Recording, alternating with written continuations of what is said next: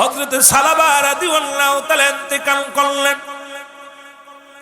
আমার নবীজি চোখের পানিগুলো ছেড়ে কাঁদতে লাগলো। সাহাবীরাও কাঁদে, নবীজিও কাঁদে। আমার নবী বলে, সাহাবীরা রে, তারে আমার সালাবারে গোসল করাও। তোমরা গোসল করাও। গোসল করানো হলো। এবার দাফন করাতে হবে। কাফন পড়াও, সুন্দর কাফন পড়াও, কারণ আমি আমার সালাবার জানাজা পড়বো। আমার সালাবার জানাজার নামাজ আমি পড়বো। রাসূলুল্লাহ হুকুম দিলেন, সাহাবীরা লাশ মুবারক মুসলমান নিয়ে প্রস্তুতি করা হলো। রাসূলুল্লাহ পিছে, সাহাবীরা বললেন, আমার সালাবার জানাজার জন্য লাশখানা উঠায়া ওই ফাঁকা ময়দানে নিয়ে যাও। যখন ময়দানে নিয়ে যাওয়া হলো, রাসূলুল্লাহ অনেক পিছে পড়ে গেলেন।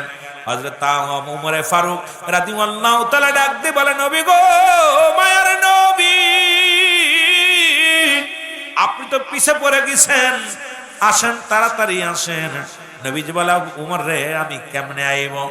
আসমান থেকে এত পরিমাণ ফেরেশতা নামছে আমার সালাবার জানাজায়।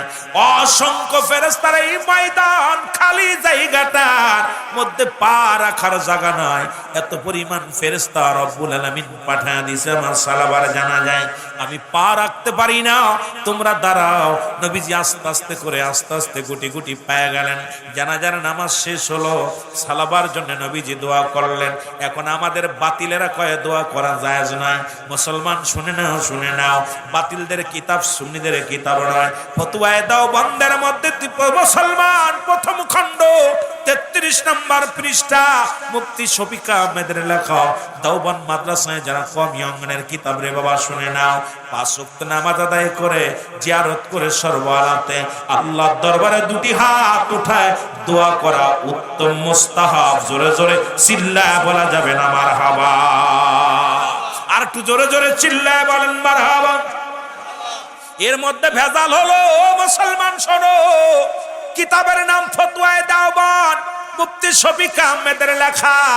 এই ফতোয়া মুসলমান দেওবন্দ মাদ্রাসায় পড়ানো হয়। এই কিতাব আমাদের নয়, কওমি অঙ্গনের কিতাব। প্রথম খণ্ড 33 নম্বর পৃষ্ঠার মধ্যে আমার বাবারা আমার, এই যে 5 ওয়াক্ত নামাজ আদায় করে, জিয়ারত করে, সর্বহালাতে আল্লাহর দরবারে দুটি হাত উঠায় দোয়া করা উত্তম মুস্তাহাব। আমার বাবারা, শরীয়তের কিবলা হলো কাবা, দুজানের কিবলা হলো রাহমাতাল লিল আলামিন, মুনাজাতের কিবলা আরশে আজিম। আসলে কিবলা চিনার কারণে আজকে আমরা দোয়াটা করা পর্যন্ত বন্ধ করে দিছি। জোরে জোরে বলেন ঠিক কিনা? এ আমার ভাইরা, আমার বন্ধুরা, আমার নবীজি সাহাবীদেরকে নিয়ে মিসকে হাসি দিয়া বলে, আমার সাহাবীরা রে, আমার সালাবার যখন দাফন হয়ে গেল, আরে অসংখ্য ফেরেশতারা টানাটানি শুরু করেছে জান্নাতের সমস্ত দরজাগুলো খুলে দিয়া, জান্নাতের সমস্ত দরজাগুলো খুলে দিয়া। সাহাবীরা রে শোনো, সব ফেরেশতারা, মুসলমান শুনে না, আমার সালাবার স্বাগতম জানাইয়া সব জান্নাতি ফেরেশতারা টানাটানি শুরু করেছে আমার সালাবারে নিয়া। আমার যুবক বন্ধুরা শুনে নাও, আজকে যদি একটা খালি দেখার কারণে যদি এত বড় দুনিয়া থেকে নিজেকে শেষ করে দিতে পারে, আর আমরা কত পাপ, কত গুনাহ, কত জিনা করতেছি, আমাদের কেন মরণের ভয় নাই? জোরে বলেন ঠিক কিনা?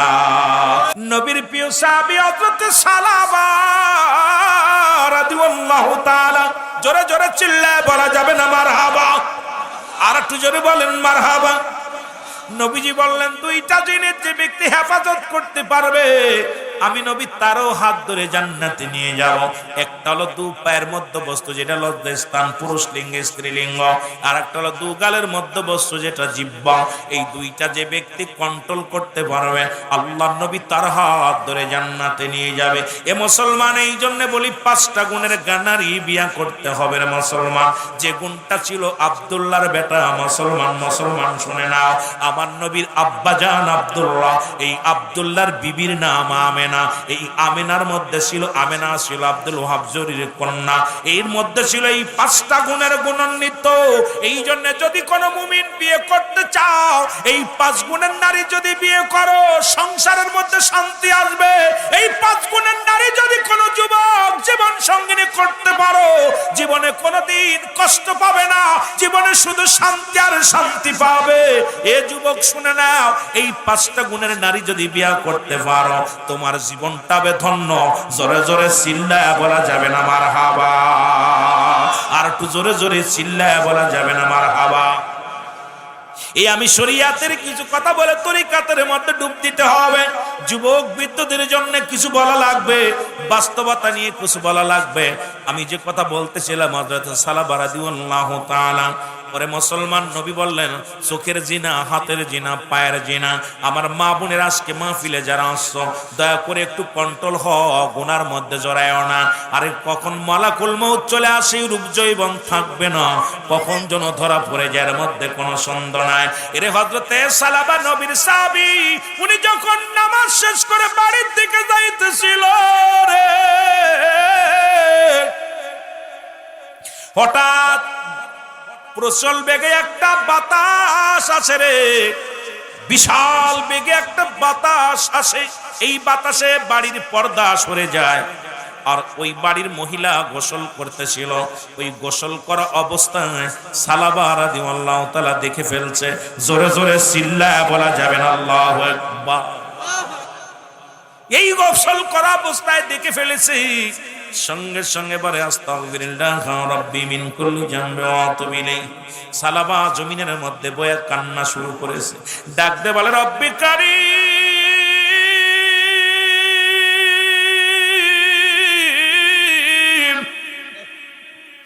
আমি আমার চোখ দিয়ে বেগানা নারী দেখলাম গো। এখন যদি ওয়াজ করি বাংলাদেশে অধিকাংশ আলেমের লাইসেন্স মার যাবে, কারণ বেগানা নারী দেখা হারাম, বেগানা পুরুষের সঙ্গে দেখা দিয়া কবিরা গুনাহ। ও যুবক, হারামকে হালাল বলার একটার কারণ নাই। এই পৃথিবীর মধ্যে নারীরা শুনে নাও, মারা শুনে নাও, এ বাবার আজকে তোমাদের স্বামী ইতালি আছে, স্বামী আছে আমেরিকায়, তোমাদের ইচ্ছা মতো চলো জমিনের মধ্যে। একটু পর্দার বিধান শুনে নাও, নামাজও যেমনি ফরজ, পর্দাও তেমনি ফরজ। পর্দার বিধান না মানিয়া ইচ্ছা মতো চলবা, ও মা কদিন বাঁচবা দুনিয়ার মধ্যে, যে কোনো মুহূর্তে মালাকুল মউত আসতে পারে। জোরে বলেন ঠিক কিনা? মনে হচ্ছে আওয়াজ নাই, মনে হচ্ছে কষ্ট হচ্ছে আপনাদের। হযরতে সালাবা বেগানা নারী দেখে ফেললো। এক কথা, যাদের সঙ্গে দেখা দেয়া যায় তাদের সঙ্গে বিয়ে করা হারাম। লেখে নেন ভালো করে, যাদের সঙ্গে দেখা করা জায়েজ তাদের সঙ্গে বিয়ে করা হারাম, যাদের সঙ্গে দেখা দেয়া হারাম তাদের সঙ্গে বিয়ে করা জায়েজ। আজকে সমাজ নষ্ট হয়ে গেল। খালাতো ভাই, মামাতো ভাই, বাবাতো ভাই, ফুফাতো ভাই, আজকে সব জাতি শেষ হয়ে যায়। মুসলমান শুনে না, কিছু কথা বলতেই হবে, যেহেতু পর্দার ওয়াজ দিছে। আমারে বাবা শুনে না, একটু না জানলে হবে না রে যুবকেরা, শুনে নাও। এবার সালাবা রাদিয়াল্লাহু তাআলা জমিনের মধ্যে কান্দার বলে, মালিক, আমি যে বেগানা নারী চোখ দেখে ফেললাম, রব্বুল আলামিন আল্লাহ, এইটা যদি জিবরিল আমিন আমার নবীরে জানায়া দেয়, ইসলামের কলঙ্ক হবে রে, আমার নবী কষ্ট পাবে। না না না, আমি রাসূলুল্লাহর সামনে যাব না। সালাবা রাদিয়াল্লাহু তাআলা জঙ্গল দিয়া হাঁটতে হাঁটতে চলে গেলেন পাহাড়ি অঞ্চলে। যাইয়া সালাবা চোখের পানি ছেড়ে শুধু কান্দার বলে, আল্লাহ, আদম আলাইহিস সালাম কেঁদেছিল যেমনে তারে মাফ করেছিল, আমিও কান্দি। আদম নবী কান্দে বলেন, রব্বানা যালামনা আনফুসানা ওয়া ইল্লাম তাগফির লানা আতরহামনা লানাকুনান্না মিনাল খাসিরিন। এর চালাবার আল্লাহ তাআলা ডাক দে বলে, মালিক,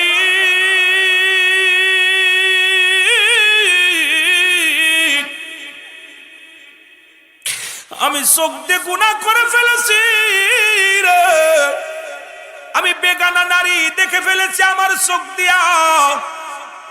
আমি কি পার পাবো রব্বিল আলামিন, তোমার জাহান্নাম থেকে বাঁচতে পারবো?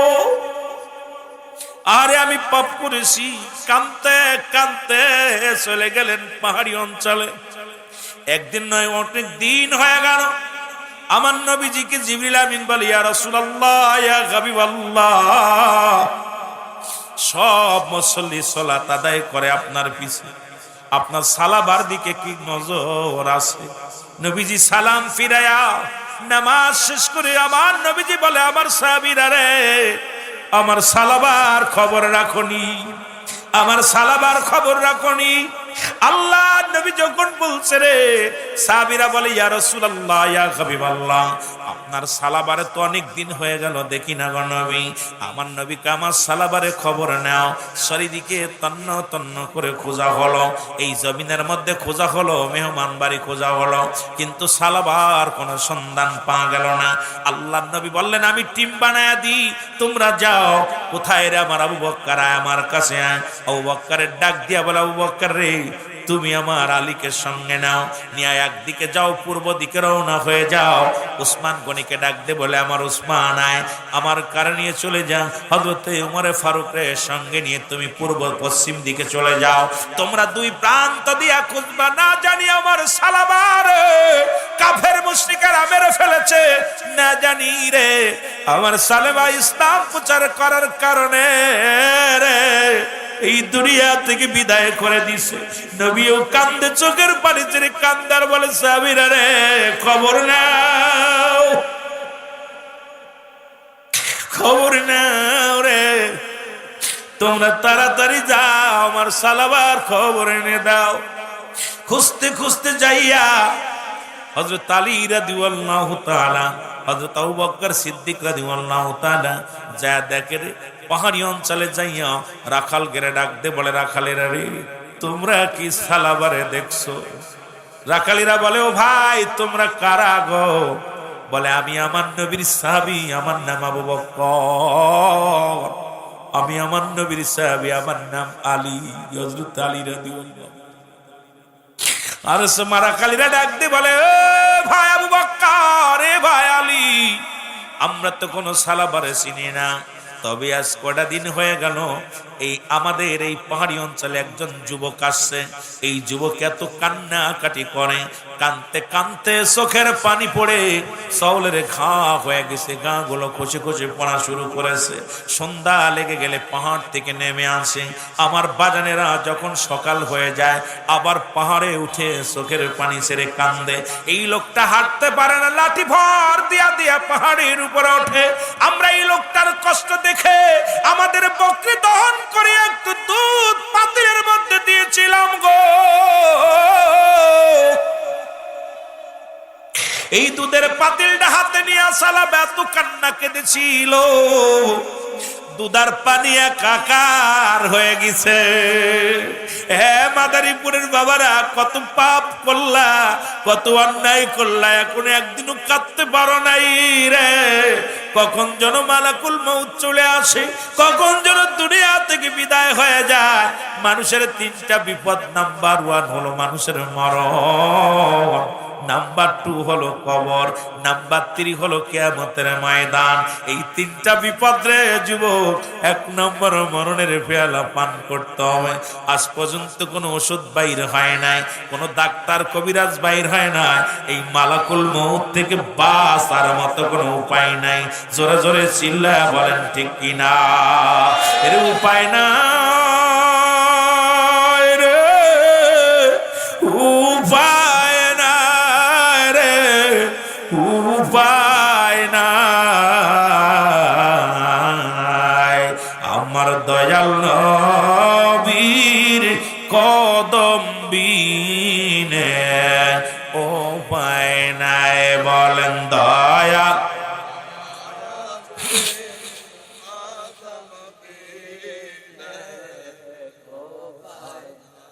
মোহব্বতে বলেন উপায় নাই রে, ও ভাই উপায়।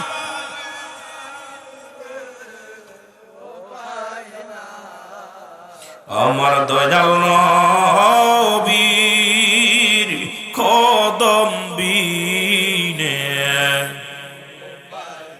এ দুনিয়ার মুসলমান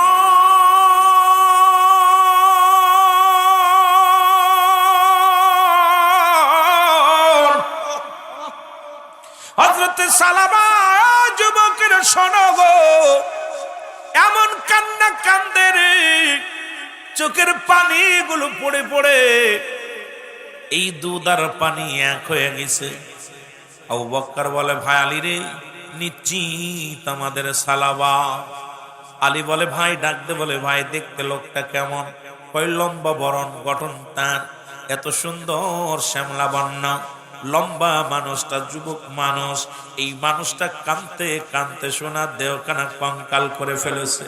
এরে মুসলমান, আবু বকর ডাক দে কয়, ভাই আলী রে, চলো যাই, নিশ্চিত আমাদের সালাবা। দুইজন চাবি ধরে গেলেন, যা দেখেন সালাবা জমিনের মধ্যে সেজদায় পড়ে কান্দে, ডাক দিয়ে বলে, রব্বে কারীম,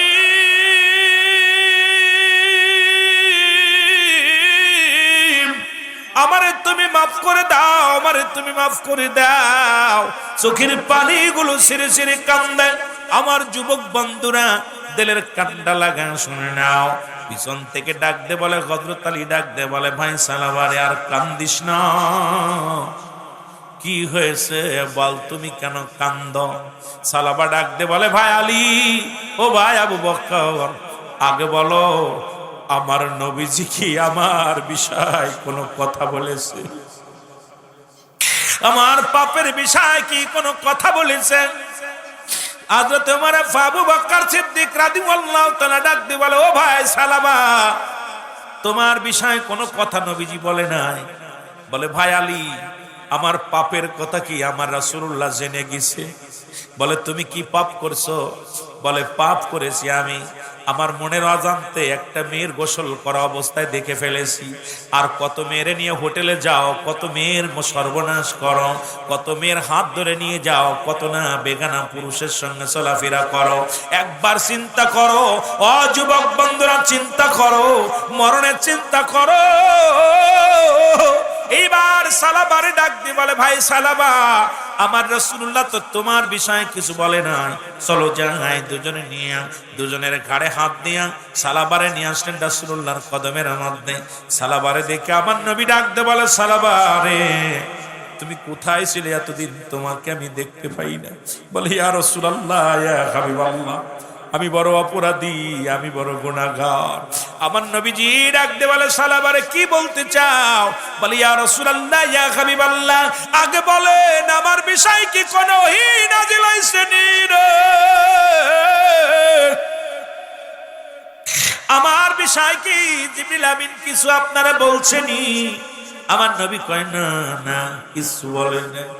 বলে, হুজুর, এই বৃত্তান্তে এই ভুল করেছি আমি। আমার নবী কয়, তওবা করো, তওবা করো, আস্তাগফিরুল্লাহ রাব্বি মিন কুল্লি যামবি আতুবু ইলাইহি, লা ইলাহা ইল্লাল্লাহু মুহাম্মাদুর রাসূলুল্লাহ। জোরে জোরে পড়েন, সাল্লাল্লাহু আলাইহি ওয়াসাল্লাম। আশহাদু আল্লা ইলাহা ইল্লাল্লাহু ওয়াহদাহু লা শারীকা লাহু আশহাদু আন্না মুহাম্মাদান আবদুহু ওয়া রাসূলুহু। জোরে জোরে চিল্লায়া বলা যাবে না মারহাবা। আল্লাহর নবী তওবা করে দিলেন, কালেমা পড়ে দিলেন। সালাবা ডাক দিয়ে বলে, নবী গো,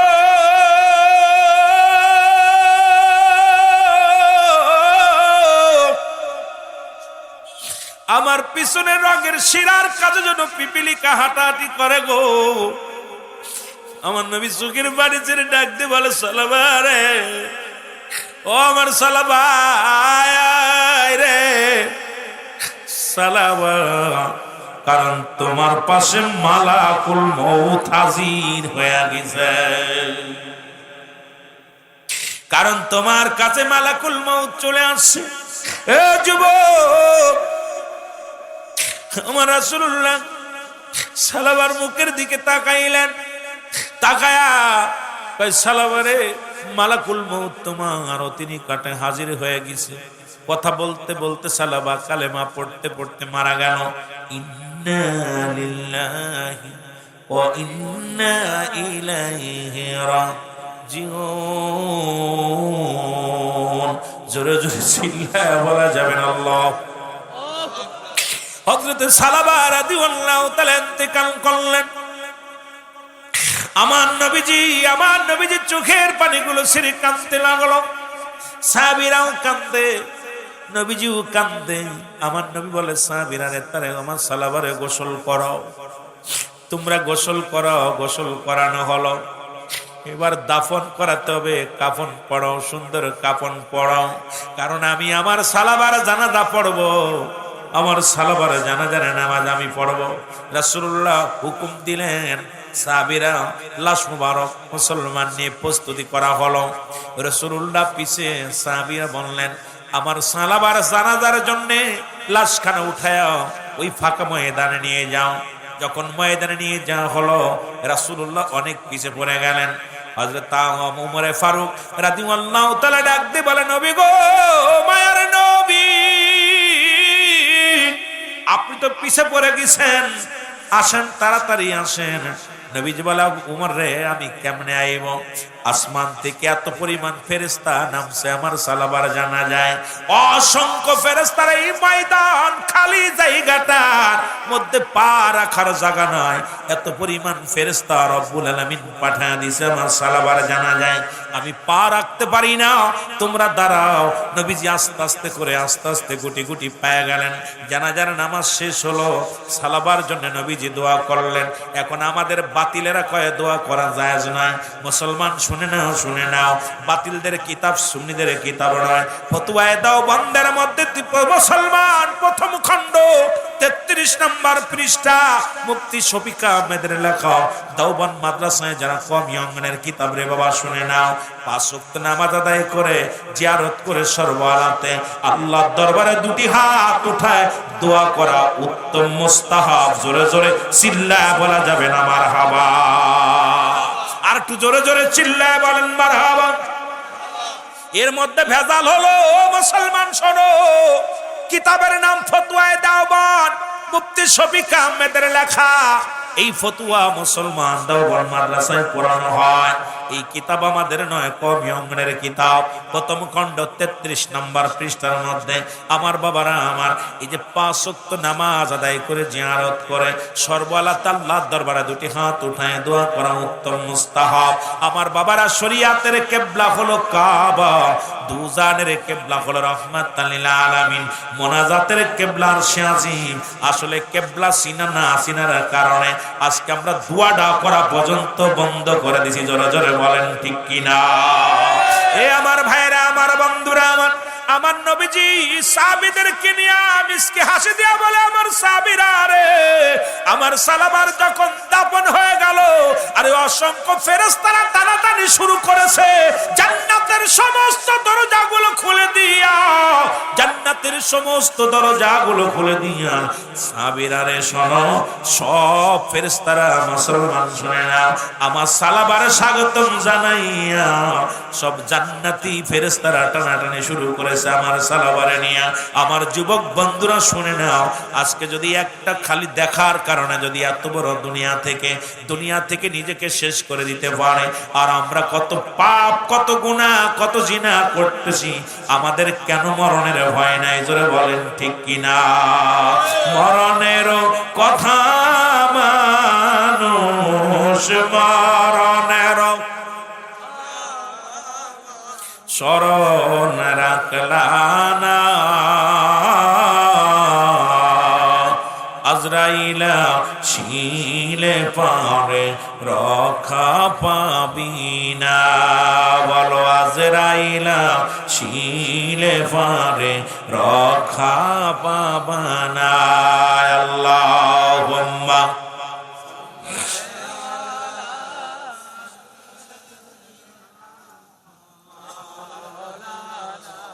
আরো জোরে বলেন ওয়ালা আলী।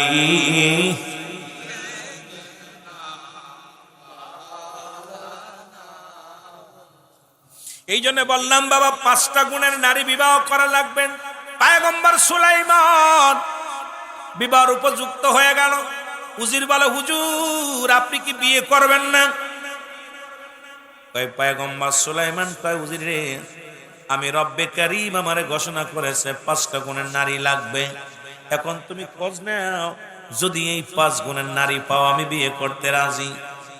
এরে মুসলমান, সারা অর্ধ পৃথিবীর খলিফা বানানো দিয়েছিল আল্লাহ। একটা মুজিজার আংটি দান করেছিল, একখানা কুরসি দান করেছিল। সারা পৃথিবী ঘুরে ঘুরে দেখতো। পেট্রোল লাগতো না, ডিজেল লাগতো না, ড্রাইভার লাগতো না, শুধু হুকুম দিত আর সারা পৃথিবী ঘুরে ঘুরে দেখতো পয়গম্বর সুলাইমান। এবার সারা পৃথিবীর মধ্যে ঘুরে 4 গুণের নারী পেয়েছে, 5 গুণের নারী পায় না। আমার মারা শুনে নাও, এই 5 গুণের নারী 1 নাম্বার নারী হলো, 1 নাম্বার নারী হলো মুসলমান সতীত্বর আমানতদারি। জোরে বলো মারহাবা। 1 নাম্বার হলো সতীত্বর আমানতদারি। এ যুবক, আমি যে নারীর গুলো কথা বলবো আমার মন বলে মাদারীপুর আছে বিলা আমার বিশ্বাস হয় না রে। এই 5টা গুণের নারী যদি না পাও, যুবকদের বলি বিয়ে করিস না, তরুজা রাখ সারা জীবন। কারণ এ যুবকেরা শুনে না, এই দিলের কান্ডা লাগা শোনে না। 1 নাম্বার হলো সতীত্বর আমানতদারি।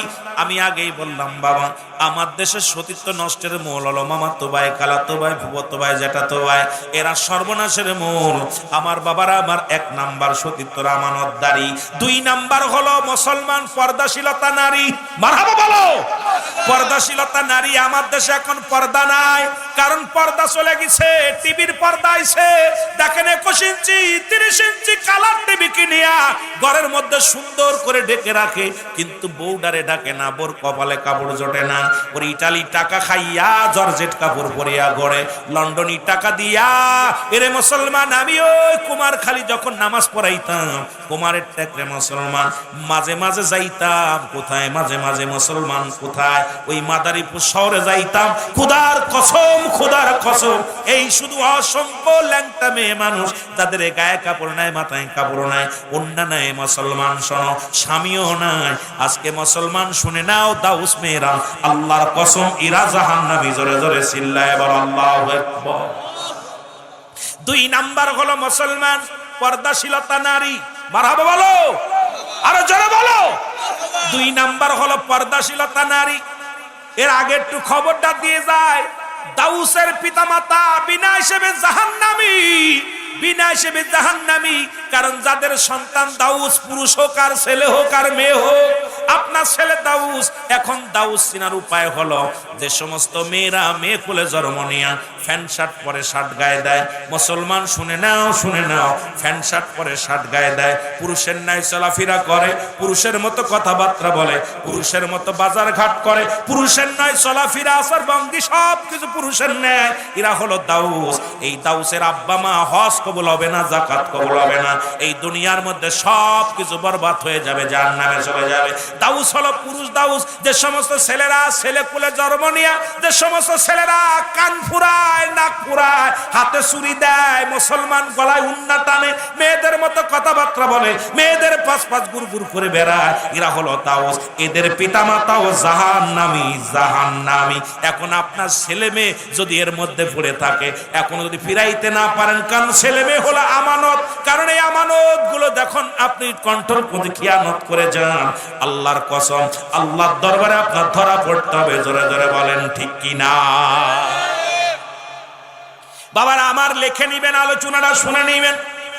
2 নাম্বার হলো পর্দাশীলতা নারী। 3 নাম্বার হলো আমলধারী নারী। মারহাবা বলেন না? এই আমলদারি আর পর্দাশীলতা নারী কোনদিন স্বামীর হক নষ্ট করতে পারে না। ও যুবক শুনে নাও, শুনে নাও। 3 নাম্বার হলো মুসলমান শুনে না আমলদারি নারী। 4 নাম্বার হলো, 4 নাম্বার শুনে নাও, গুণবতী রূপবতী নারী।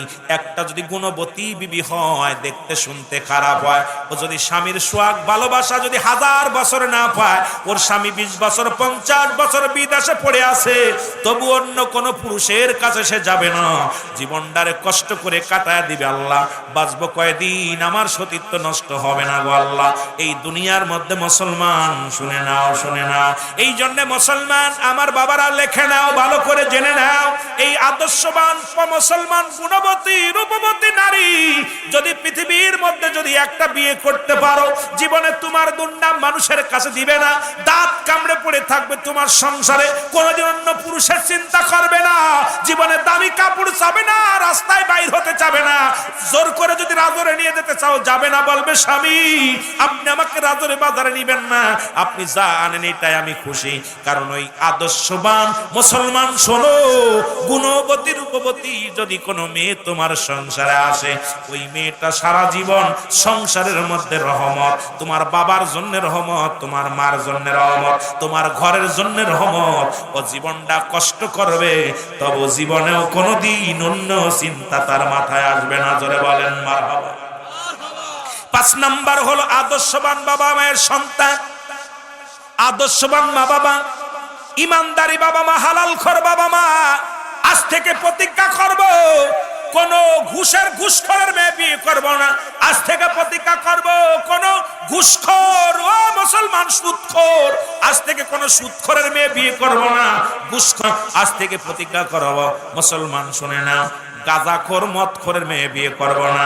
আজ থেকে প্রতিজ্ঞা করবা, ও যে মুসলমান আমরা তখন সুন্দরী চামড়া পাইলে ভুলে যায়, আমাদের অনেক বক্তারাও ভুলে যায়, অনেক ছাত্ররাও ভুলে যায়, লেখাপড়া করতে আসে, পড়তে পড়তে দেখা যায় পরের মেয়ের হাত ধরে নিয়ে ভাগছে। এরে কপাল পুরা যুবক, তোদের কপাল মন্দ।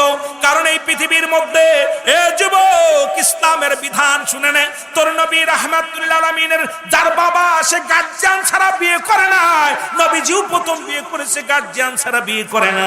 এখন আর গার্জিয়ান লাগে না, বাংলাদেশের বিধান বানায় নিছে। বাবারা আমার যে বয়স হয়ে গেলে এখন হাত ধরে টানাটানি করো, কারণ গার্জিয়ান ব্যতীত বিয়ে বাতিল হয়ে যাবে। এই যে ফিকার কিতাব পড়লা, এই যে মাসালা পড়লা, তারপরেও তোমরা কেন ভুল করো? শুনে নাও যুবকেরা, আমার মুসলমান বাবারা, আজ থেকে প্রতিজ্ঞা করব কোন মাদক সেবিকার মেয়ে বিয়ে করব না, মাদক সেবনকারীর মেয়ে বিয়ে করব না, মদখোর, গাঁজাখোর, ইয়াবাখোর, নারীখোর, জুয়াখোর, এই খোরের মেয়ে বিয়ে করব না। দেখবেন আমাদেরকে এই মাদারীপুর জমিনটা, এই যুব সমাজ যদি আজ থেকে প্রতিজ্ঞা করে আমার সমাজ থেকে মাদক না বলবে, আমার দেশ থেকে দুর্নীতি দূর হয়ে যাবে। আমার দেশের খালি ওই বাড়িওয়ালা দেখে বিয়ে করার দরকার নাই, গাড়িওয়ালা দেখে বিয়ে করার দরকার নাই, একজন রিক্সা চালক, ভ্যান চালকের মেয়ে বিয়ে করো। ওই মেয়ে বাবার মাবার সম্পর্ক, মুসলমান বাবা নামাজি, বাবা একজন হালালখোর বান্দা, মা একজন সৎ নারী, মুসলমান পর্দাশীলতা নারী, এমন আদর্শ ফ্যামিলির যদি তুমি জামাই হতে পারো, তোমার জীবনটাও ধন্য হয়ে যাবে। জোরে বলেন ঠিক কিনা? এখন এই ডিজিটাল দেশের মার মেয়ে একসাথে মাদারীপুর গেলে চিনা যায় না কোনটা মেয়ে কোনটা বাবা। জোরে বলেন ঠিক কিনা?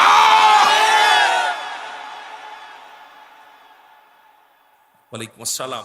বলতেছি মার মেয়ে একসাথে বাইরে হইলে কোনটা মেয়ে আর কোনটা মা চিনা যায়? জোরে বলেন চিনা যায়? চিনা যায়। খোদার কসম, এই 5টা গুণের নারী যদি তুমি বিয়ে করতে পারো, তোমার জীবনটা ধন্য। এই জন্য 5 গুণের নারীর ব্যতীত তুই বিয়ে করলে জীবনে সুখী হবি না বাবা। তোর বউ অন্যদিকে নজর যাবেই, কারণ ওর চরিত্র, ওই যে কুকুরে গু খায়, ওর তো ওই নজর ওইদিকেই। কথা বাংলা ওয়াজ বোঝেন তো? ওই যে ওর মা বাবা জীবনে বেপর্দায় ছিল, ওই বেপর্দা নারী থেকে ওর ভিতরে নজর লাগছে। আমি এক কথা বারবার বলি, ধান বাজারে যদি বাস্তা না বান্ধে যদি ধান রাখা যায়, ওই বাস্তার মধ্যে যে হুজুরি যে হাত ঢুকায়, ইমাম যে হাত ঢুকায়, শিক্ষক যে হাত ঢুকায়, ছাত্র যে হাত ঢুকায়, ভ্যান চালক হাত ঢুকায়, বেপর্দা নারী যখন রাস্তা দিয়ে বাইর হয়, মৌমাছির মতো, মৌমাছি আর হলো আপনার হলো গুয়ে মাছি মধুর পর উপরে, পায়খানার পর উপরে। আমাদের মেয়েরা যদি মৌমাছি হতো, তাহলে এই জমিনের মধ্যে আবার তাদেরকে আপনারা পণ দিয়ে বিয়ে করা লাগতো। কিন্তু আমাদের মেয়েরা এখন হয়ে গেছে গুয়ে মাছি। জোরে বলেন ঠিক কিনা? ওরা এখন ময়লার ফরু পড়ে, মধুর ফরু পড়ে, রূপ বদলে যায়, পর্দা করে। আর ডিজিটাল বোরকা বাইর হইছে, পেট পিঠ সব দেখা যায়, একদম এমন বোরকা বাইর হইছে ওটা জুতাতে পিটানোর দরকার বোরকা পরালাম।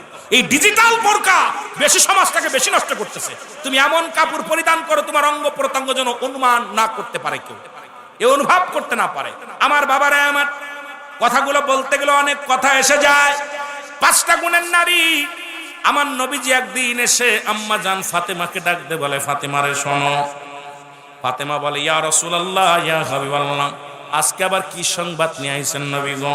কয় সংবাদটা হলো রে ফাতেমা, শোনো শোনো, তুমি যে জান্নাতের মধ্যে যাবা, এই জান্নাতের মধ্যে যে সোয়ার হবে, সেই সোয়ারি যে যানবাহন হবে, সেই যানবাহনের লাগাম ধরে তোমার আগে একজন নারী তোমার আগে জান্নাতের মধ্যে প্রবেশ করবে। জোরে বলা যাবে না সুবহানাল্লাহ?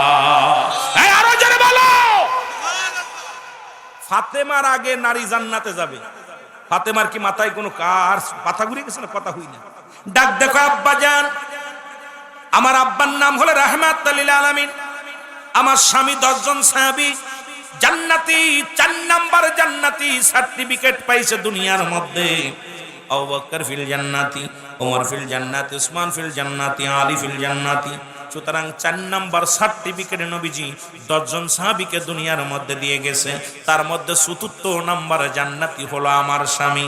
আল হাসান আল হুসাইন হলো জান্নাতের সরদার, যুবকদের সরদার। আমি খাতুনে জান্নাত মা ফাতিমা হলো নারীদের সরদার, আর আপনি হলেন মা গো সরদারিনী, আর আপনি হলেন তামাম পৃথিবীর কুল কায়নাতের রহমত, তামাম পৃথিবী কুল কায়নাতের সরদার। জোরে বলেন না মারহাবা। আব্বা জান গো, আপনার আমার আগে কে জান্নাতে যাবে? আমার চাইতে কে এত দামি নারী? ফাতেমা ডাক দেখায়, আব্বা জান, এই নারীর আমি নাম জানতে চাই, তারে দেখতে চাই, কথা বলতে চাই।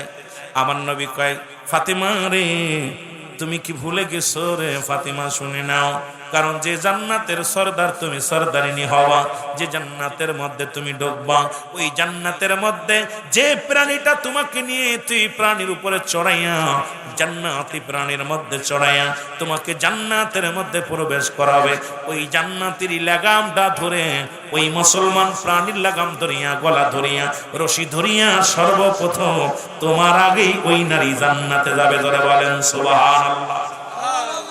এ পর্দার জাকের বোনের, আজকে একটু ভালো করে হন, ভালো করে হন। যদি তোদের লজ্জাপতির পাতা বেটে খাতি হয়, একটু খাবি, তারপরও লজ্জা শরম থাক, ভালো করে স্বামীর খেদমত কর। এ ভালো করে পর্দা মেনে চল, আমল কর। এ আমার মারা, রাজরের মারা, শুনে নাও। নবীজি বলা পর ফাতেমা বলে, বাবা জান, সে মেয়ের নাম কি গো? সে কার? তার মা বাবা কি নবী? তার আব্বা কি? তার মা কি? তার দাদা কি? তার বংশ কি? পরিচয় বলো। বলে, ফাতেমা রে, তার পরিচয় তুমি শোনো। তার পরিচয়টা হলো, ওই যে পাহাড় দেখা যায়, ওই পাহাড়ের মধ্যে এক কাঠুরিয়া বাস করে। ওই কাঠুরিয়ার বিবি নাম হলো জামিলা। জোরে জোরে চিল্লা বলা যাবে না মারহাবা। কারবো এই মৌলবীরা, কারবো কাঠুরিয়ার বউ, কাঠুরিয়ার বউ। আমার বাবারা, আমার বন্ধুরা, আমার সকাল সারা রাত ফাতেমার ঘুম না। এ কোন আমলধারী নারী, এত ভাগ্যবতী নারী, কি এত আমল করার? বাবার বংশ পরিচয় জানার দরকার। রাত্রে টেনশনে ঘুম না। সকাল যখন হয়ে গেল, ফজরের নামাজ বাদে শেরে খোদা হযরত আলী কাজে বাইর হয়ে গেল। আলীর কাছ থেকে অনুমতি নিলেন ফাতিমা স্বামীর, ও আমার স্বামী, আমি একটু পাশের বাড়িতে যাব, আপনি আমাকে অনুমতি দেন, কারণ আমি পাশের বাড়িতে ঘুরে আসব। বলে, যাও, তোমাকে অনুমতি দিলাম। ওই বাড়ি তো পর্দা সহকারে যাবে। ফাতেমা যে সালাম দিলেন, আসসালামু আলাইকুম হালাল বাইত। ওয়ালাইকুম আসসালাম। কয়, বোন রে, ও বোন, একটু দরজা খোলো। ওয়ালাইকুম আসসালাম, আপনি কে গো? কয়, আমি ফাতিমা, নবী কন্যা ফাতিমা, আমি হাসান হুসাইনের মা ফাতিমা, শেরে খোদা হযরত আলীর বিবি, আমি ফাতিমা, আপনার দরজায় হাজির। সুবহানাল্লাহ। জামিলা ভিতর থেকে ডাক দিয়ে বলে, ওয়ালাইকুম আসসালাম বোন, কিসের জন্য আসছেন আপনি? কয়, বোন, দরজা খোলো, কথা আছে, একটু দরজাটা খুলে দাও, তোমার সঙ্গে একটু আলাপ আছে। ডাক দিয়ে কয়, বোন রে, আমি তোমার কাছে ক্ষমা চাই, কারণ আমার স্বামী যখন কাজে গেছে, আমি আমার স্বামীর অনুমতি নিই নাই, সুতরাং আমি তোমার সাথে দেখা করার সম্ভাবনা। ইসলামের বিধান শোনো যুবকেরা, নারীরা শুনে নাও, এ মুসলমান শুনে নাও, কারণ ভালো করে জেনে নাও, আজকে তো আমাদের দেশের অবস্থা খুব ভয়ঙ্কর, কারণ হাতের জিনা, পায়ের জিনা, অন্তরের জিনা, জিনা জিনা জিনা। যদি কোনো বেগানা পুরুষ ও মুসলমান শোনো, কোন যুবক যুবতী এই পৃথিবীর মধ্যে যদি মুসলমান শোনো, কোথায় ওয়াজ রাখলাম মনে রাখবেন, জিনার শাস্তির বিধান হলো, যদি কোনো অবিবাহিত নারী অবিবাহিত পুরুষ যদি জিনা করে, ও মুসলমান শোনো, এই শাস্তির বিধান হলো তাকে 100 ডুরা তার গায়ের মধ্যে মারতে হবে। মুসলমান যদি 2-4টে মারা পর যদি মারা যায়, মারা গেলে তারে গোসল করাতে হবে, এরপরে তারে কাফন পরাতে হবে, তারপরে তার দাফন জানাজা পড়াবেন, জানাজা পড়ায় দাফন করাবেন। শুধু অবিবাহিত থাকার কারণে সে দাফন পাবে, কাফন পাবে, ও মুসলমান জানাজা পাবে, তবে বাকি ব্যাধগুলো তার পিঠের উপরে, মুসলমান শুনে নাও, কবর দেওয়ার উপরে, কবর উপরে লাগাইতে হবে। এটা হলো অবিবাহিত ছেলে মেয়েদের জন্য পাপটা। একটা বিচার যদি রাজরের জমিনে হতো, কোনদিন আর ছেলে মেয়ে অবাধ মিলামিশা করতো না। জোরে বলেন ঠিক কিনা? এবার বিবাহিত নারী বিবাহিত পুরুষ খালি এর বউ নিয়ে যায়, আমেরিকা থেকে আসে দেখে বউ নাই, বিদেশ থেকে আসে দেখে বউ নাই, বড় বিপদের মধ্যে আছে মাদারীপুরের মানুষরা। ধরে কম ঠিক কিনা? দেখে 2 মাস 6 মাস পর পর আসে দেখে বউ নাই, 15 দিন পরে আসে বউ নাই, বড় টেনশনে আছে যুবক। শুনে নাও, শুনে নাও, যদি কোনো বিবাহিত নারী বিবাহিত পুরুষ জিনা করে, ভালো করে শুনে নাও, বিবাহিত নারী বিবাহিত পুরুষ যদি জিনা করে, শাস্তির বিধান হলো তারে নাভি পর্যন্ত, বুক পর্যন্ত মাটির নিচেই পড়তে হবে। যতক্ষণ পর্যন্ত মরবে না, ততক্ষণ পর্যন্ত তার গায়ে কঙ্কার সুরে মারতে হবে। কঙ্কার, যত কঙ্কার পাথর সুরে মারবা, ইট সুরে মারবা, যতক্ষণ পর্যন্ত মৃত্যুবরণ না করবে, তাকে মারা বন্ধ হবে না। যখন নিশ্চিত মারা গেছে মনে করবা, তখন তার মাটি করে উঠাইবা, মাটি করে উঠাইয়া দিবালয়ে কুকুর শিয়াল দিয়ে তার লাশটা খাওয়াইয়া দিতে হবে। কোনো বিবাহিত পুরুষ জানাজা পাবে না, কোনো বিবাহিত নারী জানাজা পাবে না, দাফন পাবে না, কাফন পাবে না। যদি একটা বিচার যদি মাদারীপুর হতো, একটা বিচার যদি বাংলার জমিনে হতো, একজনের বউ আর একজন নিয়ে যেত না, একজনের হক আর একজন নষ্ট করত না। কারণ বিচার নাই, বিচার নাই। এ দেশে বিচার আছে, কুকুর মারলে পারে, কুকুর হত্যা করলে তার জেলে নিয়ে যাওয়া হয়, আর মৌলবী মারা গেলে আসামি খুঁজে পাওয়া যায় না। তার মানে মানুষের কোনো দাম নাই, মানুষের কোনো দাম নাই। জোরে বলেন ঠিক কিনা? কোন বিবাহিত পুরুষ নারী জিনা করলে তার জানাজা পড়া জায়েজ নাই, জানাজা পড়া যাবে না, তার কাফন দেওয়া যাবে না, তার দাফন করা যাবে না, তাকে মাটি দেওয়া যাবে না। আমার দেশে অসংখ্য জিনাকারী যুবক যুবতী বিবাহের পরেও অসংখ্য নারী অসংখ্য পুরুষ অবাধ মিলামিশা করতেছে। জিনার শাস্তির বিধান, এটা মুসলিম রাষ্ট্র, বাংলাদেশ ইসলামী রাষ্ট্র, এই দেশের মধ্যে কায়েম করা লাগবে কি লাগবে না?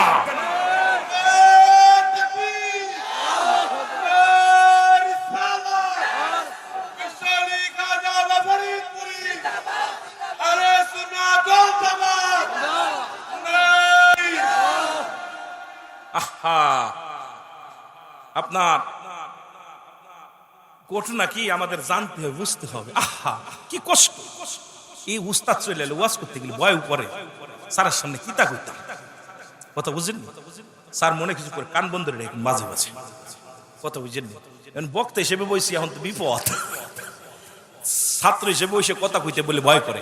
আমার বাবারা, যে কথাগুলো বললাম, আজকে আমার দেশে দেখা যায় জিনা করে জেলে গেলে ফুলের মালা নিয়ে গলায় ফিরতেছে। আইরে হইছেটা কি, হচ্ছে কি এগুলো? কোন এর আর ওদের পথে উকলাতি করা যাবে না। আজকে জিনার শাস্তির বিধানের কথা রাসূল বলে গেছে, একদম কঠোর, কোরআন বলে গেছে কঠোর, কিন্তু আমার দেশে বিচারগুলো নাই। আমার বন্ধুগণ, আমার গভীর মনোযোগ। জামিলা ডাকতে বলে, বোন ক্ষমা চাই, কারণ আমার স্বামীর অনুমতি নাই। তুমি আগামীকাল আসবা, আমার স্বামীর থেকে আমি অনুমতি নিয়ে রাখবো, তোমার সাথে আমি নিরালায় বসে বসে কথা বলবো। ফাতেমা বলে, বোন তুমিও মহিলা, আমিও মেয়ে, তুমিও মেয়ে, দেখা করায় কি আসে যায়? কয় বোন রে, কোনো বাসে যায় না, তবে আমার স্বামীর হুকুম নাই। আর আমার দেশের বোনেরা এখন দেখলাম স্বামীর হুকুম সারা রাস্তায় ভোটছে বেড়াইতেছে, আর মশে রাস্তায় রাস্তায় ঘুরে বেড়াইতেছে। বড় দুঃখ লাগলো দেখে। বড় মুসলমান শুনে নাও, আর স্বামীর অনুমতি ছাড়া তুমি কেমনে চলল?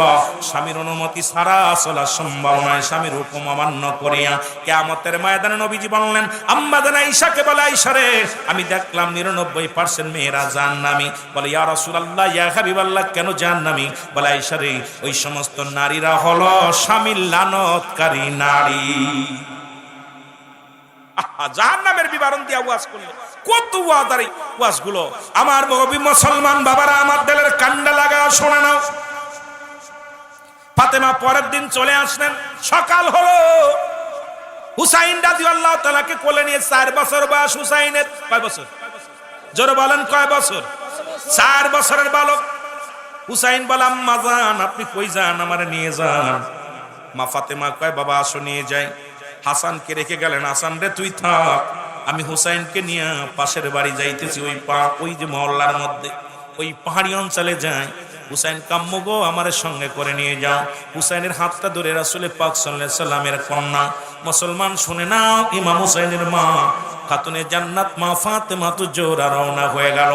এবার সালাম দিলেন, আসসালামু আলাইকুম ইয়া আহলাল বাইত। ওয়া আলাইকুম আসসালাম। ও বোন জামিলা, আমি ফাতিমা তোমার কাছে আইছি, দরজা খুলে দাও। জামিলা কয়, বোন রে, আমি ক্ষমা চাই, দরজা খুলতে পারবো না। কয়, তুমি তো বলেছিলে আগামীকাল আসলে খুলে দিবা, কেন তুমি খুলবা না? বলে, বোন রে, গতকাল অনুমতি নিয়েছিলাম তোমার সঙ্গে দেখা করবো, আজকে তোমার সঙ্গে ওই যে একটা বালক নিয়ে আইছো, ওই বালকের সঙ্গে দেখা করার ইখতিয়ার আমার নাই। ফাতেমা ডাকতে বলে, ও বোন জামিলা, আমার কলিজার টুকরা সন্তান আমার হুসাইন, মাত্র 4 বছর বয়স। ও ডাকতে ফাতেমা ডাকতে বলা পর জামিলা ডাকতে কয়, ও বোন ফাতেমা, তুমি কি আমার ইসলামের বিধান জানো না?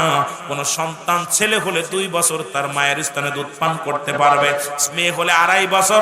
যখন কোন মেয়ে অঙ্গ প্রত্যঙ্গ ছেলে মেয়েরা চিনতে পারে, তখনই তার জন্য দুধ খাওয়া বৈধ হবে না। সুতরাং তোমার হুসাইনের বয়স 4 বছর, সে আমার অঙ্গ প্রত্যঙ্গ দেখে চিনে ফেলবে, তার সামনে আমার যা দ্রুত নয়, আর আমার অনুমতি নাই, যাইতে পারবো না। চিৎকার মেরে ফাতেমা ডাক দেখায়, বোন জামিলা, আমার আর বুঝতে বাকি নাই রে। এই কারণে আমার আব্বা জান বলছে, তুমি আমার জান্নাতি জানবানের লাগাম ধরে আমার আগেই জান্নাতে পা রাখবা। কথা কি বোঝেন? এখন স্বামী স্ত্রী ঘুমায়, মাঝখানে ফুলারে দেয়, দুজন আনন্দ মারে, আর ছেলে একবার মার দিকে তাকায়, ছেলে আবার বাবার দিকে তাকায়। ও ক্লাস 6-এ পড়ে, কাব্বা আমি বিয়ে করবো। কয়, কি হয়েছে? আমি সব বুঝি। মেয়ে কয়, আমারে তাড়াতাড়ি বিয়ে দাও। কয়, তুই ছোট? আমি ছোট না, সব বুঝি। এই কথা কন না কেন? যখন সন্তান আপনার, যখন খোদার কসম করে বলি, বিছনাটা আলাদা করে দিবেন। যদি গরিব হন, একটা খাটের মধ্যে যখন শোয়াইবেন, আপনার ছেলে মেয়ে আলাদা বিছনার মধ্যে দিবেন, আপনি স্বামী স্ত্রী এক বিছনার মধ্যে যাবেন। খবরদার খবরদার, স্বামী স্ত্রীর বিছনার মধ্যে ল্যাপের মধ্যে সন্তান রানবেন না, ছেলে রানবেন না, মেয়ে রানবেন না। কারণ আজকে ছেলে মেয়ে নষ্টের মূল হলো বাবা মা। ঠিক কিনা? ও একবার দেখে আব্বার হাসি খুশি, বার দেখে হাসি খুশি, ও সব শিখে ফেলছে। ও ক্লাস 5-ই পড়ে আব্বা বিয়ে করবো। কারণটা কি? ছেলে মেয়ে সব, ও হাসতেছে, সব বোঝে। ও কি মনে করেছো? ওরে বাবু, কি মনে করেছো? তোমার চাইতে ভালো বোঝো না। নাউজুবিল্লাহ। সমাজ কোথায়? এই কথাগুলো কোন আলেম বলতেছে না। বলার কেন বলবো? কারণ বললে তো আর বেগানা নারী নিয়ে চাকরি করা যাবে না। বেগানা নারীর সঙ্গে অফিস আদালত করবা, আর ইসলামকে গলা ফাটাইবা। ওটা তোমার জন্য বৈধ নয়। এক জায়গা বইয়া চা বিস্কুট খাবা, আর অফিস আদালত করবা, আর আইয়া ইসলামকে গলা ফাটাইবা। কোন ফতোয়াই পাইলা? পায়খানা তো পায়খানা, শুকনো হলেও পায়খানা, কাঁচা হলেও পায়খানা। জোরে বলেন ঠিক কিনা? এটা জায়েজ করবা কোন ফতোয়ায়? আমার বন্ধুগণ, আমার গভীর মনোযোগ, যে কথাগুলো 12টা বেজে গেছে, ছেড়ে দিব। আর তরিকাতের লাইনে তো যাইতেই পারলাম না। 2টা কথা কই শেষ করলাম, ওয়াজ 2 ঘন্টা। কথা বুঝে কিতা কইতাম রে, বাস্তব মিল থেকে হবে কি, সব করে আমার জন্য বউগুলো রাখতেছে, এরাও রাখতেছে, যারা এগুলো করতেছে এরা তো খেপতেছে, হুজুরের জন্য বিপদ, আগামীকাল জরিনার সাথে কথা কওয়া বন্ধ। আর মেয়েরা করছে বড়া পড়া হুজুরে নিয়ে আইছে কন্তরে, আরে আমাদের বয়ফ্রেন্ড ছুটে গেল, জোরে কোন ঠিক কিনা, বিপদে আসি না। দরবারের মৌলানা তো এরা ওয়াজ করে না রে, দরবারের মৌলবীরা তো খালি বাবা বাবাকে চলে যায়, এই হুজুরি কিতা করতেছে রে, আনছে কেন মাস্টার সাহেব, সকালবেলা মাস্টারের অভিযোগ দিব, তখন সারে কব রুলামিন তোমার আই না বড় বিপদে পড়ছি বাবা, আগামী বছর মাহফিল হইতো না, কত বুঝেননি, বড় বিপদে পড়, মাহফিল কইব, জোরে কোন মাহফিল কইব, আরো জোরে কোন হইব, নারায়ে তাকবীর, নারায়ে রিসালাত, খাজা বাবা ফরিদপুরি, শাহিন শাহ নকশবন্দিয়া মুজাদ্দিদিয়া তরিকা, আলহাজ খাজা মিয়া ভাইজান মুজাদ্দিদি সাহেব, আলহাজ খাজা মেজে ভাইজান মুজাদ্দিদি সাহেব, খাজা বড় চাচাজান মুজাদ্দিদি সাহেব, খাজা মেজে চাচাজান মুজাদ্দিদি সাহেব। আওয়াজ নাই, তার কারণ একটু মহব্বতের সঙ্গে দুরূদ শরীফ পড়েন, আল্লাহুম্মা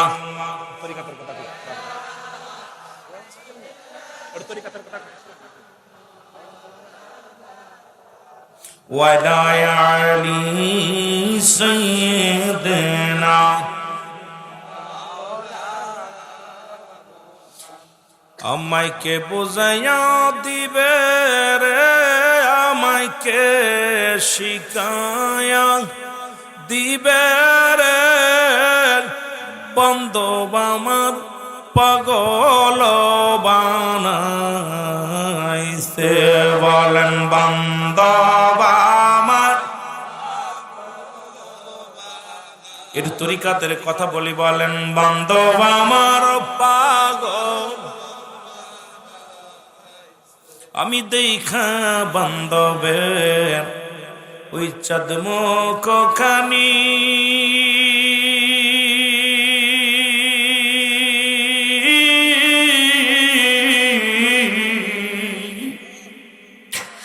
শান্তি পাই গো এ দরাতে দেখলে নূর ছবি, ওরে আমার পাগল বানায়া, আমারে পাগল বানায়া রওজা পাকে লুকাইছে, বন্ধু আমার পাগল বানাইছে, আমাকে বুঝাইয়া দিবে রে, আমাকে শিখায়া, বন্ধু আমার পাগল, এ দুনিয়ার মুসলমান,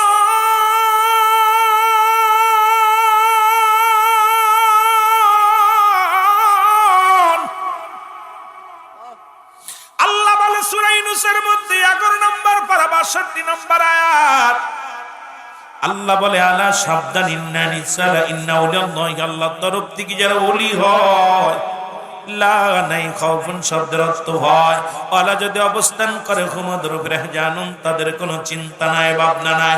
মেরকাত সূরা মেরকাতের 10ম খণ্ড 722 নম্বর পৃষ্ঠা, তাফসীরুল বায়ান 5ম খণ্ড 524 নম্বর পৃষ্ঠা, রাসূল বলে আলা সাবধান, ইন্না নিশ্চয়, আলা ইন্না উলিয়াল্লাহি, আল্লাহর তরফ থেকে যারা ওলি হয়, লা ইয়ামুত, তাদের মৃত্যু নাই, জোরে জোরে চিল্লায়া বলেন মারহাবা, ও তার মাটিতেও খায় না, জমেও সই না, নবীর প্রেমিক যে জনা, তার মাটিতেও খায় না,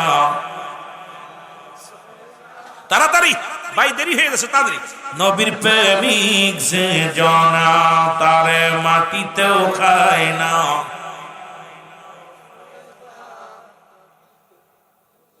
হাদিসের ঘোষণা, কামেল পীর মরে না, কানার দাল হাদিস কুরআন পড়ে না,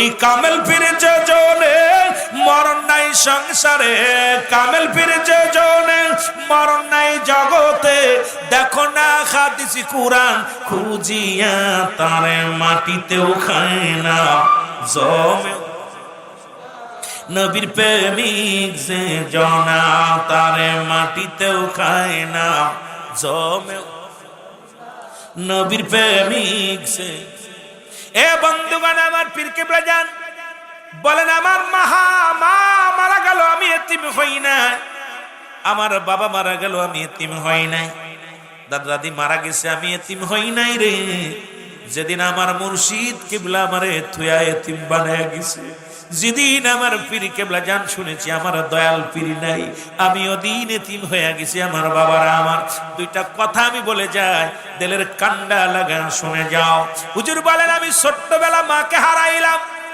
ছোট্টবেলা আমার মা মারা গেল আমার মুসলমান শুনে নাও সৎ বাবা আমার বাবা সব আবার বিয়ে করলো সৎ মা এই দুনিয়ার মধ্যে আমরাও ছোট ছোট ভাই বোন লেখাপড়া করি আমার পীর কেবলা জান তোমাদের দাদু পীর একদিন আমাদের বাড়িতে আসলো বাড়িতে আসা পর মুসলমান শোনো আমার আব্বার সঙ্গে কথাবার্তা বললো আমাদের সঙ্গে কথাবার্তা বললো আমিও বাইরে থেকে ঘরের মধ্যে আসলাম যা দেখি বাবা তোমার আমার পীর কেবলা তোমাদের দাদু পীর ওই না দেখি ঘরের মধ্যে বসে আছে মনে হয় ওই ঘরটা যেন আলোক ঝলমাল শুরু হয়ে গেছে আমি যখন আমার পীরের সামনে গেলাম সালাম বিনিময় করলাম আমার পীর আমার মুখের দিকে তাকাইলো আমিও পীরের মুখের দিকে তাকাইলাম চোখি চোখি চোখ পড়ো আমি যেন আমার পীরের প্রতি জান মাল সব দিয়ে দিলাম মনে হলো আমি আমার পীরের জন্য আমি বেকুল হয়ে গেলাম আমার পীর কেবলা জান ধরে ডাকলেন বাবা তোমার নাম কি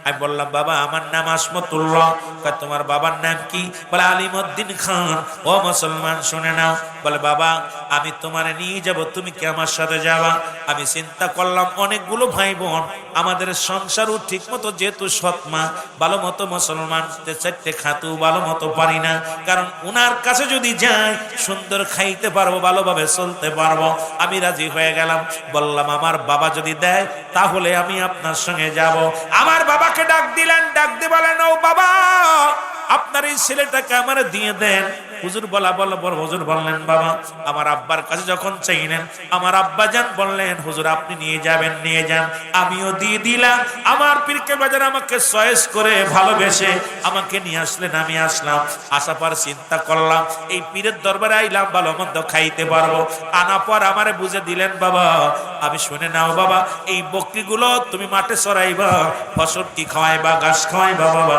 এই দায়িত্ব আমি তোমারে দিয়ে দিলাম চিন্তা করলাম আমারে লেখাপড়া করাইবে আমারে বড় কিছু বানাইবে ভালো মন্দ খাইবে কিন্তু আমারে আসা পর আমার হাতে বকরি তুলে দিলেন কারণ দয়াল নবী বকরি বিচরণ করেছে পৃথিবীর মধ্যে মুসলমান অধিকাংশ নবীগণ বকরি রাখাল ছিল আমার পীর কেবলা জানু বকরি পকরা মুসলমান রাখাল ছিলেন আমার বাবারা আমার সারাদিন আমি বকরিগুলো খানা খাওয়াই যখন বাড়িতে আসি আমাকে সবাইরে পেট ভরে খাবার দেয় আমাকে এক চামচ খাবার দেয় এই খাবারটা দেখে মনে মনে কষ্ট পায় আরে ভালো মন্দ খাইতে আসিয়া এখন বুঝি জান নিয়ে বাড়ি যেতে পারবো না জীবিত হয়ে যেতে পারবো চোখের পানি ছেড়ে একদিন কাঁদতেছি রাতের অন্ধকারে আমার মুর্শিদ এসে বলে বাবা তুমি কাঁদো কেন বলে হুজুর এমনি কাঁদতেছি কয় তোমার মার কথা বুঝি মনে পড়ছে না হুজুর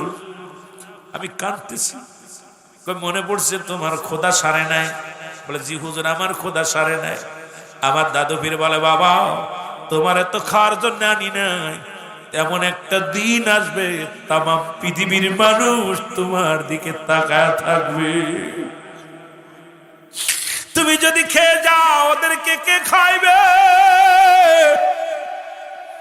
আমি কথার হাকিকত বুঝতে পারলাম না আমি প্রতিদিন মুরাকাবার হালাতে থাকি সবসময় ওযু অবস্থায় থাকি পুত পবিত্র অবস্থায় থাকি আমার দয়াল পীর বলছে বাবা কোন সময় ওযু ছাড়বেন না আমিও মাঠে যাইতাম ওযু অবস্থায় থাকতাম ওখানে সালাত আদায় করতাম আবার যখন মাগরিব ঈশা ফজরের সালাতটা হুজুরের পাশে পড়তাম এই অবস্থার পরে আমার দিন কাটতে লাগলো কাটতে কাটতে মুসলমান শুনে নাও অবস্থার পরে আমার দেহখানা কঙ্কাল হয়ে গেল। আমাকে একেতে মুসলমান সিনায় সিনায় যে আত্মার জ্ঞান, তরিকাতের জ্ঞান আমার শিক্ষা দিল, হাকিকতের জ্ঞান আমি শিখলাম, মারিফাতের জ্ঞান শিখলাম, মুসলমান সব জ্ঞান আমার শিক্ষা দিলেন আমার দয়াল পীর। এর মধ্যে একদিন আমার দয়াল বললেন, বাবা 30টা বছর ওই একই মুসলে একই কাপড়ে, ও যুবক শোনো শোনো, একই কাপড়ে 30টা বছর কাটাইলাম, ওই খড়নারা বিছাইয়া ওই খড়ের উপরে আমার 30টা বছর কেটে গেল। এই সোনার দেহখানা কঙ্কাল করে ফেলাম। মোট 40টা বছর সাধনা করলাম, তবে 30টা বছর কাটছে আমার অনেক কষ্ট করে, আর 10টা বছর একটু আরামায়েশে আমার কাটছে। এরপরে আমারে পাঠায় দিলেন আট্টশির জমিনে। আমি যখন আসলাম, এসে দেখি এই জমিনের মধ্যে কোন নামাজি মানুষ নাই, কোন মসজিদ নাই, কোন মানুষ আল্লাহওয়ালা মানুষ নাই। প্রথম নামাজ হলো জুম্মার নামাজের মুসল্লি হলো 3 জন, আমার বাবারা আমার। এবার ঈদের জামাতের মুসল্লি হলো 3 জন। আমি বড় পেরেশানিত হয়ে গেলাম, এখানে আমার কেন পাঠাইলো? দীর্ঘদিন কষ্ট করলাম, এখন এমন একটা জায়গা আমারে পাঠাইলো যেখানে মানুষগুলো সব মূর্তি পূজারী, সব মানুষগুলো খোদাকে খোদা বলে মানে না, নিজের দেবতা বানায়া যারা সেজদা করে, এই জমিনের মধ্যে আমারে কেন পাঠাইলো? আমি বড় পেরেশানিত হয়ে গেলাম। দিনে দিনে দিন প্রচারের কাজ আমি শুরু করে দিলাম। ও যুবক, এইটা দেখে এলাকার মানুষগুলো সহ্য করতে পারে না। এলাকার মানুষগুলো ক্ষিপ্ত হলেন, কারণ এরা দুনিয়ার মধ্যে প্রথম গাবি বিয়াইলে ওই গাবির দুধটা নিয়ে আমার কাছে আসতো। মুসলমান ধানের ফসল ধানটা আমার বাড়িতে আমার কাছে আনতো, গাছের ফলটা আমার কাছে আনতো। মানুষগুলো ভক্তি শ্রদ্ধা করা শুরু করলো, কিন্তু ফরিদপুরের শরিয়াতের আলেমরা এটা মানতে পারে না। তখন তারা আমার কাছে আসলেন বায়াস করার জন্য, ঘোষণা দিয়ে দিল। আমিও বড় পেরেশানিত হয়ে গেলাম, কারণ চারিদিক থেকে তখন সবে মাত্র গুটি গুটি কিছু মুরিদ হয়েছে। তখন এই রকম প্রচার প্রসারিত নয়, আলেমরা আমার সঙ্গে বায়াস করার জন্য উঠে পড়ে লাগলো। আমি বললাম, ঠিক আছে বাবা, আপনাদের সঙ্গে বায়াস করা হবে। আমার বাবারা আমার প্রথম বায়াস হলো আমার সঙ্গে। তখন ফরিদপুরের বড় বড় আলেমরা, বড় বড় বিগ উলামা ইকরাম, তারা আমার সঙ্গে বায়াস করার জন্য আসলো। বাবা আমি গেলাম, যা দেখি মুসলমান শোনো, পীর কেবলা জান শোনো। এবার যখন কিতাবাদি নিয়ে আসছে, আট্টশির হুজুর কোন ফতোয়ায় দুধ খায়, কোন ফতোয়ায় গাছের ফল খায়, কোন ফতোয়ায় দানের তা খায়, কোন ফতোয়ায় মানতের তা খায়, এই ফতোয়া দেওয়া লাগবে। তখন এই জন হাজার হাজার মানুষ বলছে, আট্টশির হুজুর আজকে পরাজয় মানবে, এখান থেকে আমরা তারে বিতাড়িত করে দিব, এই জমিনের মধ্যে তারে রাখবো না। হুজুর বললেন, বাবা ঠিক আছে, আমার কোনো আপনাদের সঙ্গে কোনো আমার ঝগড়া নাই। বাবা আসেন, আপনারা কি জানতে চান আপনি জানাইব। এবার যখন বিশাল কাপেলে এইরকম হাজার হাজার মানুষ আসলেন এই বায়াস দেখার জন্য, কেবলা জান হুজুর আসলেন, মিটিং শুরু হয়ে গেল। বললেন, বাবা ও বাবা, কথাটা একটু বলে যায় শোনো। বললেন, হুজুর। হুজুর বললেন, বাবা আপনারা তো সবাই বসে আছেন, আপনারা তো আমার সঙ্গে বায়াস করবেন। আজকে একজন বিচারক লাগবে, বিচারকটা কে ঠিক করেছেন? কয়, বাবা কে ঠিক করবে? উনি হলো অমুক মাদ্রাসার প্রিন্সিপাল, উনি হলো অমুক মাদ্রাসার হেড মুহাদ্দিস, উনি হলো অমুক মাদ্রাসার ভাইস প্রিন্সিপাল, উনি হলো অমুক মাদ্রাসার বড় মাস্টার। হুজুর আমরা কারে ঠিক করব? আপনি একজন ঠিক করে নেন, কারণ যাকে সভাপতি বানাইবেন আমরা তারে মেনে নেব। আট্টশির হুজুর বললেন, আমার পীর কেবলা খাজা বললেন, বাবা আমি বানাইলে কি আপনারা মানবেন? কয়, জি বাবা মানবো। আপনি যারে বানাইবেন সভাপতি তারেই মানবো। হুজুর হাতের ইশারায় বললেন, বাবা ওই যে বসে আছে যে লোকটা, আজকের মাহফিলের, আজকে এই বায়াস মাহফিলের সভাপতিত্ব আসন গ্রহণ করবে। জোরে জোরে চিল্লায় বলা যাবে না মারহাবা। পীরে যারে দয়া করে মোর দাদেল তার জি, আরে অকুল সাগরের মাঝে ডুবানো কাপ, আরো জোরে বলেন, অকুল দরিয়ার মাঝে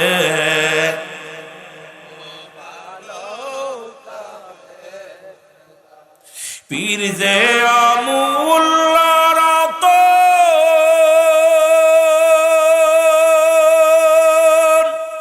শোন বলি রে জাকের বাইব,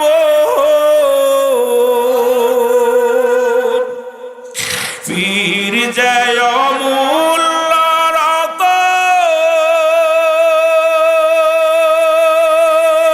শোন বলি রে জাগের বাইব আরে পীরের কদমে আছে রাসূল পাওয়ার ঠিকানা বলেন পীরের কদমে আছে আমার রাসূল পাওয়ার পীরে যারে দয়া করে মোর দাদেল তার জিন্দা হয় বলো পীরে যারে এর মোর দাদেল তার জিন্দা হয় আরে অকুল দরিয়ার মাঝে ডুবা নৌকা ভেসে যায় বলে অকুল দরিয়ার মাঝে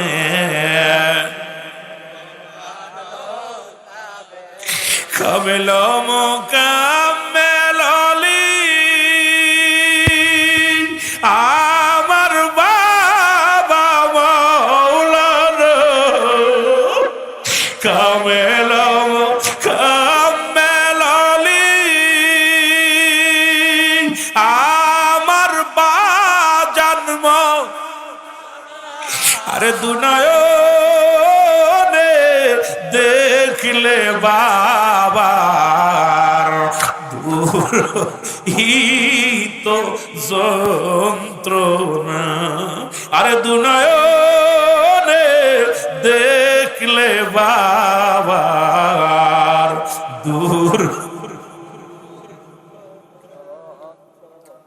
এ আমার ভাইরা আমার সারের বাড়ির অভাব নাই সুন্দর বাড়ি আছে ছেলে আছে মেয়ে আছে সব কিছু ফেলে রিটায়ার্ড হওয়া পরও মন চায় কত নারামে এসে দুনিয়ার মধ্যে থাকতে সব কিছু বিসর্জন করে পীরের দরবারে গরু ছাগল রাখার দায়িত্ব পালন করে কারণ এই পীরের দরবারে ধুলাবালি মুরিদের জন্য সুরমা এই জন্য আপন পীরকে খুশি করা এত সহজ নয় উনার বাড়ি দেখছেন কত সুন্দর বাড়ি ছেলে মেয়েগুলো বিদেশের মাটিতে আল্লাহ তার অভাব দেয় না আল্লাহ তারে ভালো রাখছে সরকারি চাকরি করে আসছে তারপরে জীবন দশায় সারা জীবন দরবারে কাটাইলেন এখনো শেষ জীবন এই দরবারে গরু ছাগলের দায়িত্ব পালন করে ছাগলগুলোর রাখালি হয়ে যায় মুসলমান দেখাশোনা করে কারণ আপন পীরের ধাইরায় গোলামি করে মনে শান্তি পায় তৃপ্তি পায় এইটা অনেক আশেক ছাড়া মাসুকের সন্ধান কেউ পায় না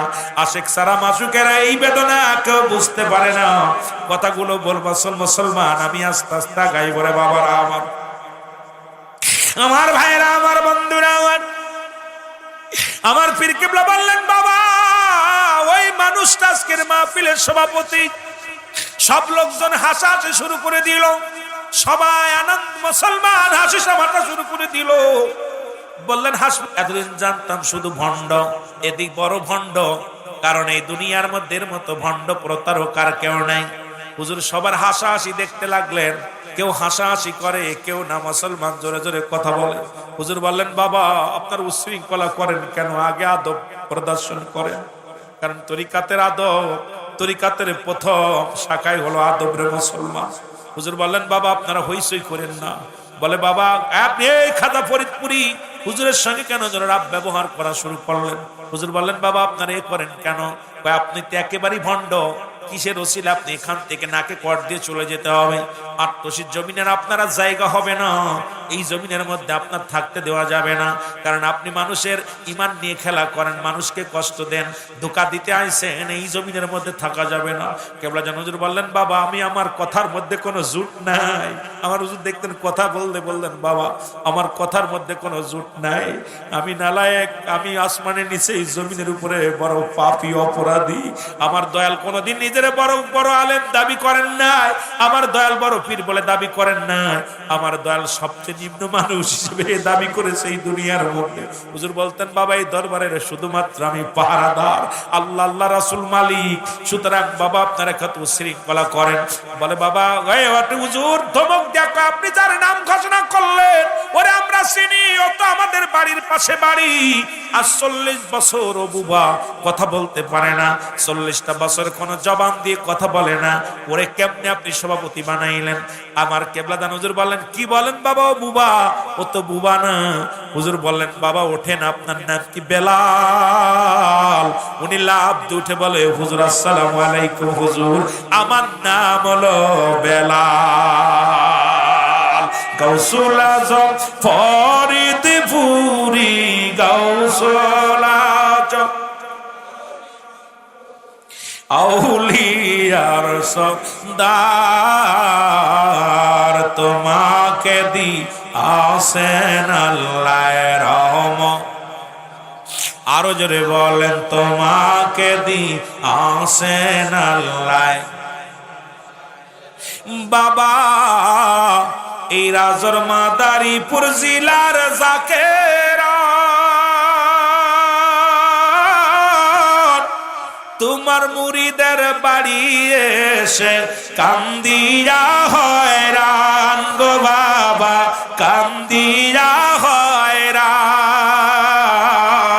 তুমি বিনে এ ভুবনে, তুমি বিনে এ ভুবনে আমার কেহ নাই, তোমাকে দি আসেন আল্লাহ রহমত। আরো জোরে বলেন তোমাকে।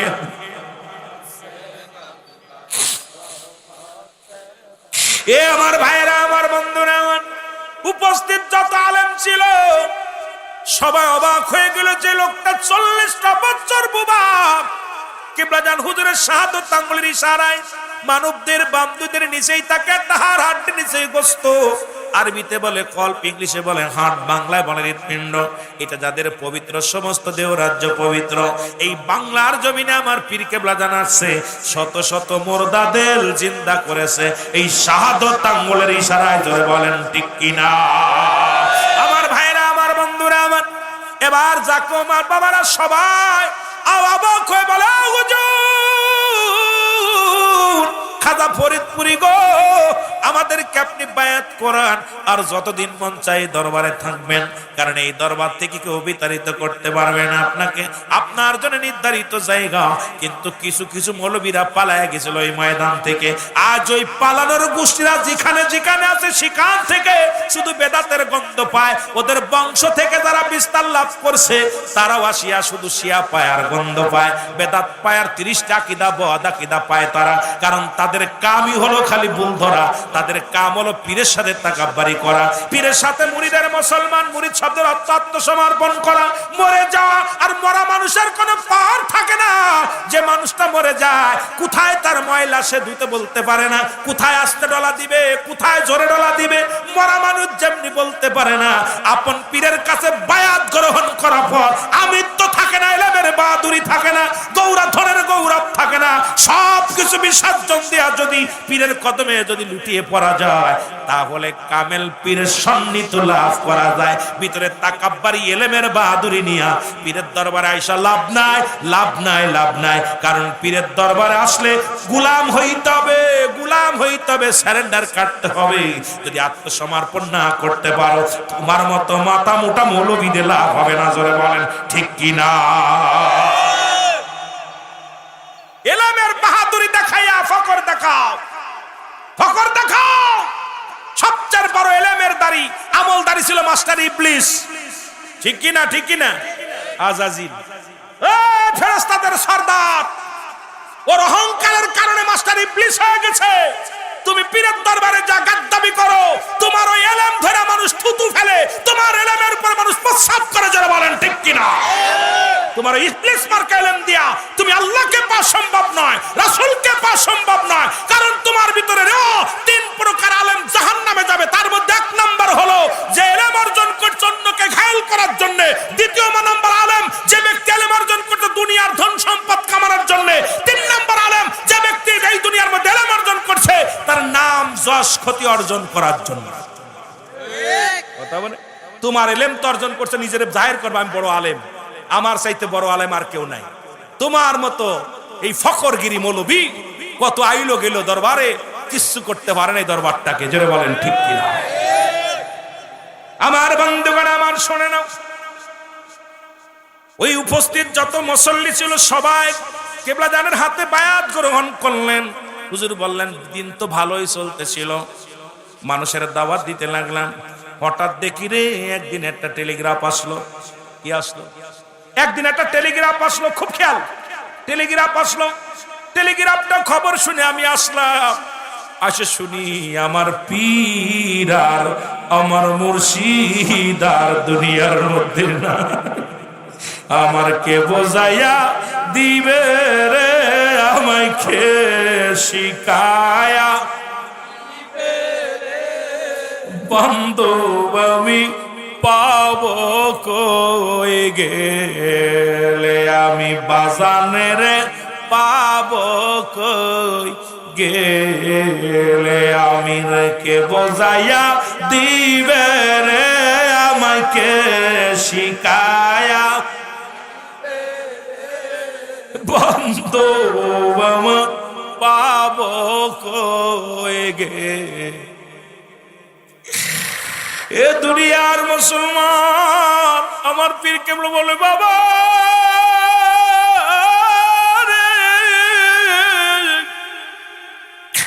যেদিন আমি মুর্শিদরে আরানে টেলিগ্রাম পাইলাম রে, ওই দিন থেকে আমি বড় এতিম হয়ে গেলাম। আরে আমি বড় এতিম।